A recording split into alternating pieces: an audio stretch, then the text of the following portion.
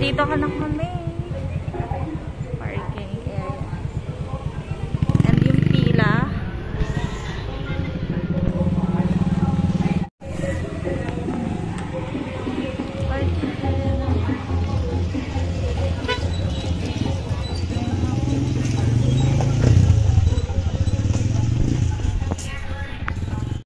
So, ayan sa loob yung kumakain. Tapos mahaba pa yung pila sa labas.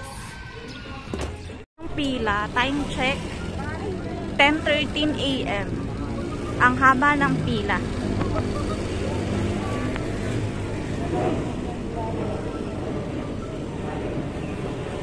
So, pipila rin tayo.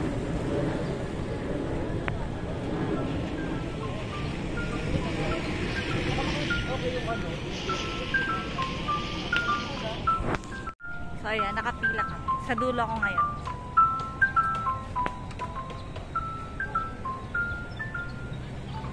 Ang daan. Habang nakapila.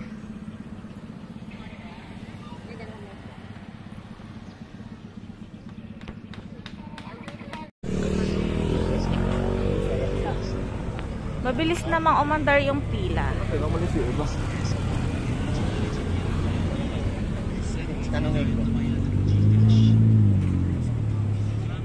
While waiting.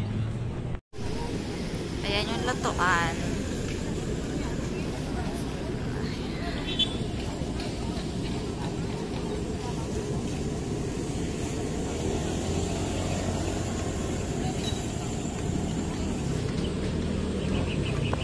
So, ayan. Papalapit na.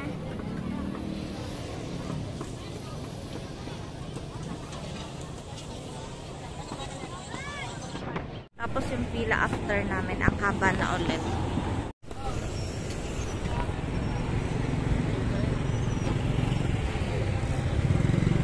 Eva. So, payment first. Ayan o. Yung pila. Kailangan magbayad muna. Sayang walang chicken.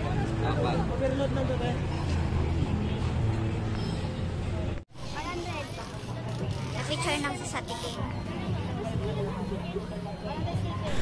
Wala nga rin pala si Diwata nung kumain kami. Sayang.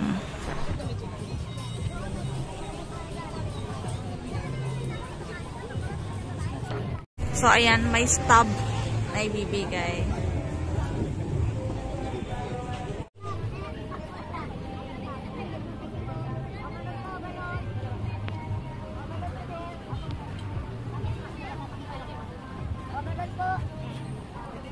Yung nag-iisa, dalawa po yan. Yung nag-iisa po, yung nag-iisa. Ay, wala na. Wala kaming chicken. Sayang. Wala na ba talaga? Ang laki. Naubusan kami ng chicken kaya overload lang sa amin. Waiting pa kasi.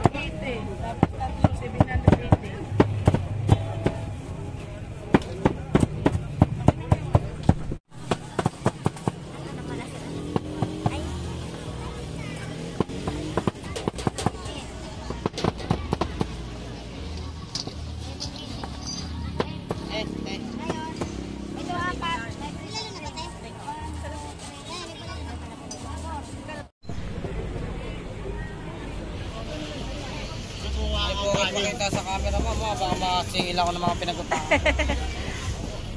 Sayang wala na kaming chicken.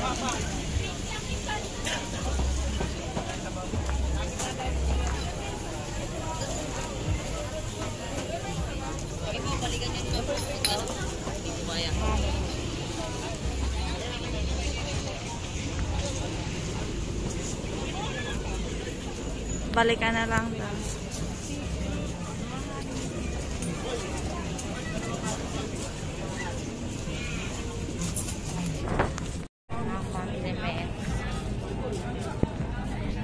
May bawang pa dun sa kabila.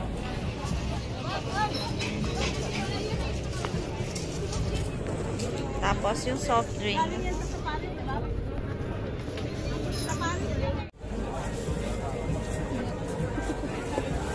Andi sabaw, andi rice. Tingnan natin.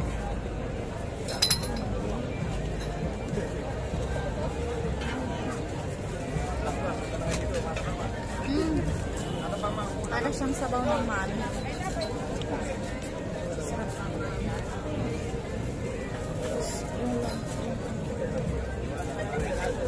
Sobrang loaded.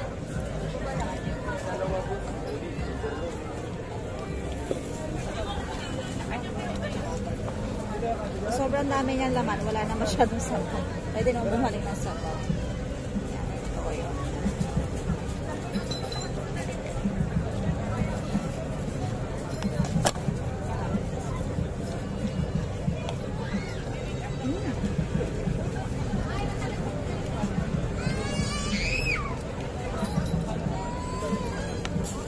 Crispy.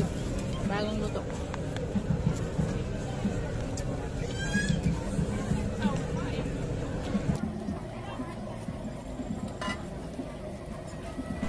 So, kung hindi ka sanay kumain ng nakatayo, hindi to para sa'yo. Hindi to para sa mga maaarte. Guys, dito sa Manila, dito sa Makati, maraming mga tinatawag na Jolly Jeep kung saan kumakain ka talaga ng nakatayo. Kaming mag-asawa, sanay na kami sa ganong setup. So, kung makakain kami na nakaupo, okay, 'di ba? Pero yung mga ganyang parisan, mga ano, talagang nakatayo kaming kumakain. Pero later dyan, makakahanap din kami ng upuan, which is mas maganda. Ayaw yung chicken kasi luluto pa lang. Ang lalaki.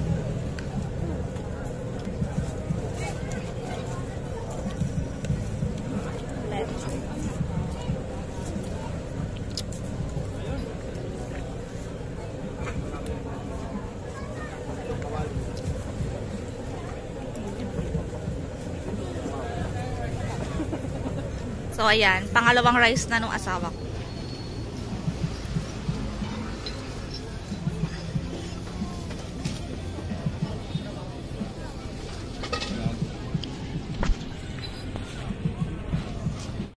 Nakahanap kami ng upuan, guys.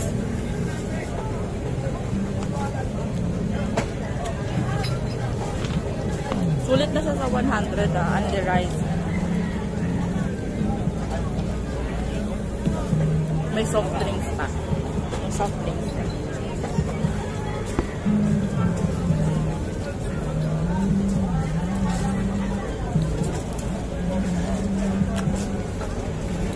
Bagong luto talaga.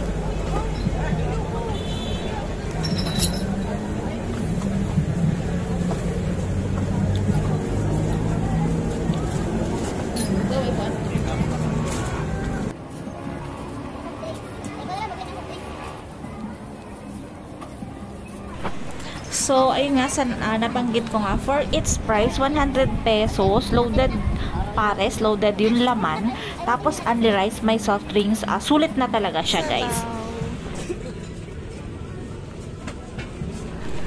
Marami naman na kami talagang nakainan ng paresan. Usually, halos magkakalasa lang din naman yung mga sabaw, kanya-kanya na yan. Pero, dun sa presyong 100, dito kasi sa Makati, usually 70-80 yung pares. Hindi ganyang karami yung laman, tapos hindi pa yun only rice, tapos wala pang soft drinks. So, highly recommended ko itong Diwata Paresan Overload. Pila ang haba pa rin. Tapos yung mga kumakain, per table na,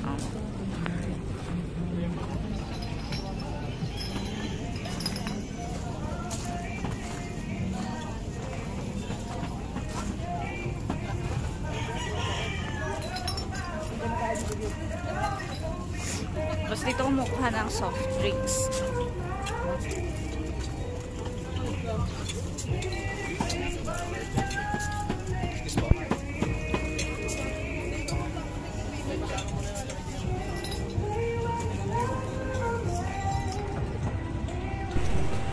So, yung binayad nga pa lang namin sa parking ay 20 pesos lang. Yan, ang dami naman nakapark dyan sa looban yan. So, ayan.